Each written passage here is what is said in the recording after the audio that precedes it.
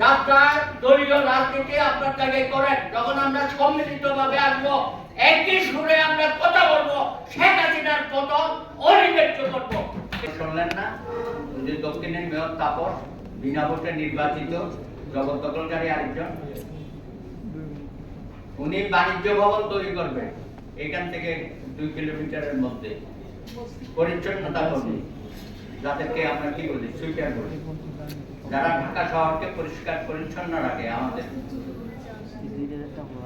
স্বাস্থ্যকর অবস্থায় রাখার জন্য দিনরাত পরিশ্রম করে। 300 বছর ধরে তারা সেখানে আছে এবং বংশ পরস্পরাই আছে। এক একটি করে 7-8 জন করে ছোট ছোট ঘর, পুরো পরিবার নিয়ে সেখানে থাকে। বুলডোজার দিয়ে তাদেরকে উচ্ছেদ করা হচ্ছে। কেন? ওখানে বাণিজ্যিক ভবন বানাতে হবে। এর আগে টিকি কলোনি কমলাপুরের ওখানে এই ধরনের উচ্ছেদ অবস্থা চালিয়েছে। এই সমস্ত হিরের টুকরো ছেলেরা সারা দেশে সারা জায়গায় বসে আছে, কোন জায়গায় নাই। এই যে ওয়াসার একজন এমডি সাহেব আজকে কত বছর ধরে বসে আছে, কত বড় দুর্নীতিবাদ, মহা দুর্নীতিবাদ। এত কাহিনী লেখা হয়েছে তার পত্র পত্রিকায়। একজনেরও শেখ হাসিনা নড়ে নাই, তারা রাখবেই।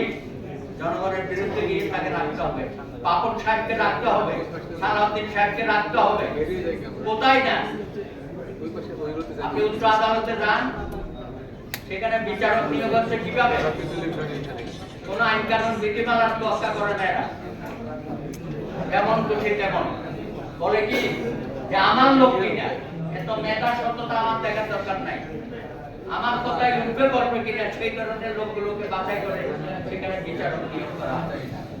এবং হাইকোর্ট ডিভিশন থেকে যে আপিল বিভাগে নেবে, সেখানেও এগুলো বিবেচনায় নেই, কারণ তার কথায় উঠবে করছে। দেখেন নাই, একজন শুনে নাই কথা,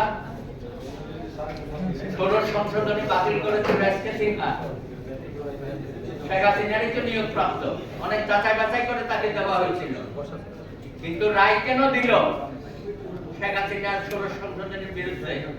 তাকে আর থাকতে দিল না দেশে। এসব তো কাহিনী হয়েই আছে, আরো হবে।